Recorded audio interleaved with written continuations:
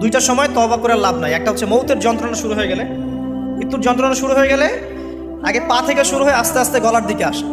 হাদিসে যেমনটা এসেছে, সূরা ওয়াকিয়ার মধ্যেও আছে যে পায়ের দিক থেকে যন্ত্রণা শুরু হয়ে আস্তে আস্তে আস্তে আস্তে এই গলার দিকে আসে, এবং আত্মাটা গলার এখানে যখন চলে আসে, এখান থেকে মালাকুল মউত আত্মাটাকে নিয়ে চলে যায়। এবং চোখ দিয়ে তাকিয়ে থাকে মানুষ, রুহটা চলে গেলে মানুষ চোখ দিয়ে তাকিয়ে থাকে। দেখবেন এই কারণে মৃত ব্যক্তি তাকিয়ে থাকে, চোখ খোলা থাকে। এবং তখন আসমান থেকে সিঁড়ি নামিয়ে দেওয়া হয়, ওই সিঁড়িতে করে আত্মা চলে যাচ্ছে, ও তাকিয়ে দেখে যে আত্মা চলে যাচ্ছে। এবং মানুষ মারা যাওয়ার পরে চোখ জীবিত থাকে অনেকক্ষণ।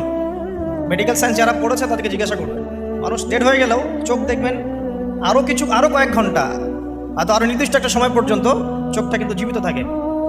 এই জন্যে চোখ বন্ধ করে দিতে হয়। যাই হোক, যেটা বলছিলাম যে মৌতের যন্ত্রণা শুরু হয়ে গেলে তওবা করে লাভ নাই, তওবার দরজা বন্ধ। আর পশ্চিম দিক থেকে সূর্য উঠে গেলে তওবা করে লাভ নাই, তওবার দরজা বন্ধ।